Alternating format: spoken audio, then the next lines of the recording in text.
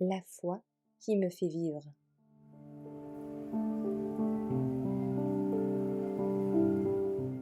Le dernier avertissement solennel, le 6 octobre. Un mouvement qui accomplit la prophétie.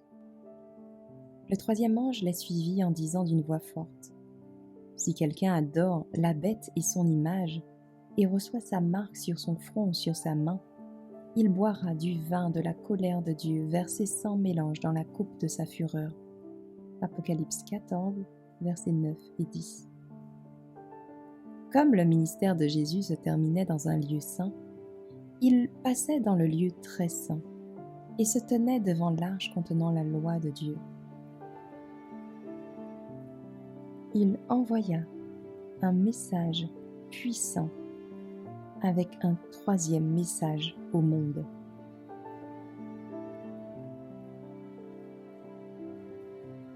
Ce message était destiné à mettre les enfants de Dieu sur leur garde, en leur montrant l'heure de la tentation et d'angoisse qui devait arriver devant eux. Ce symbole, la bête, comme la plupart des protestants l'ont cru, représente la papauté. L'image de la bête représente la forme de protestantisme apostat qui se développa lorsque les églises protestantes chercheront l'aide du pouvoir civil pour faire respecter leurs dogmes. Comme signe de l'autorité de l'Église catholique, les auteurs papistes citent l'acte même de changer le sabbat en dimanche. Qu'est-ce donc que le changement du sabbat sinon le signe ou la marque de l'autorité de l'Église romaine, la marque de la bête?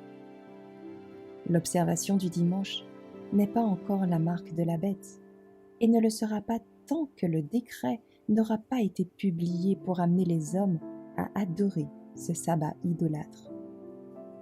Et ce n'est pas avant que la question ne soit clairement posée devant le peuple et qu'il ne soit amené à choisir entre les commandements de Dieu et les commandements des hommes, que ceux qui continuent dans la transgression recevront la marque de la bête.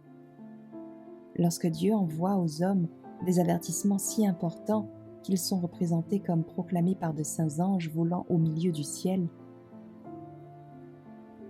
il exige que toute personne dotée de facultés de raisonnement tienne compte de ce message.